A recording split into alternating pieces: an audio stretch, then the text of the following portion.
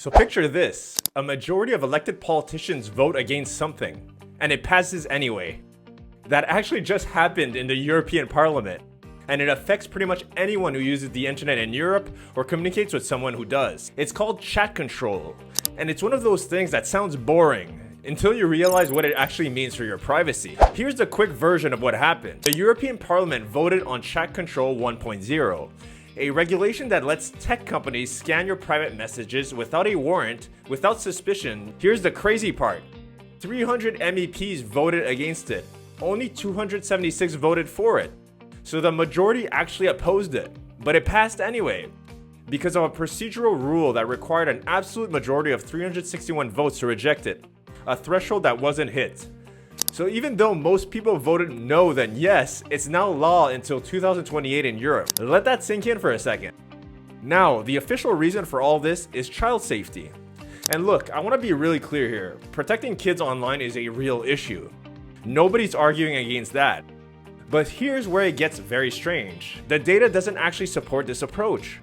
According to EU Commission figures, mass scanning of private chats only accounted for 36% of abuse reports in 2024. The majority came from public posts and cloud storage, which were already being scanned and didn't need this law at all.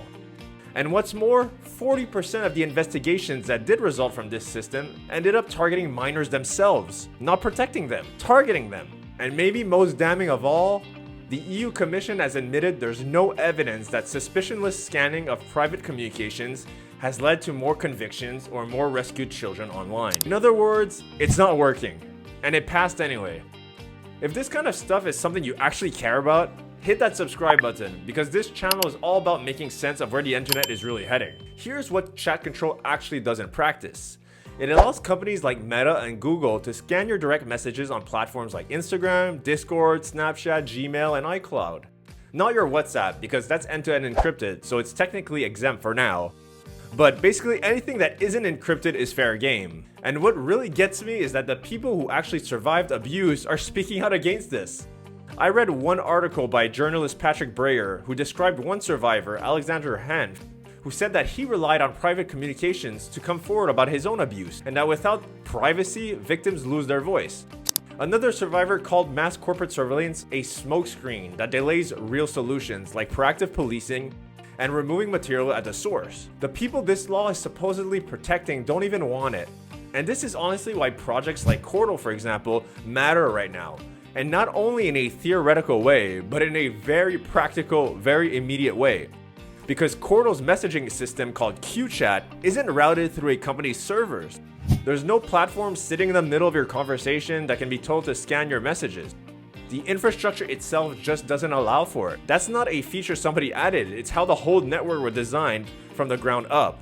That is to say, it's entirely peer-to-peer with no central authority and no single point that a regulator can knock on the door and say, hand over the data.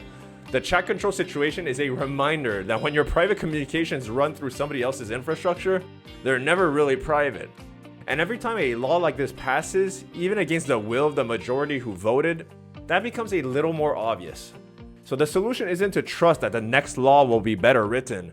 It's to use tools that don't need to be trusted in the first place. Thanks for watching, and I'll see you in the next one.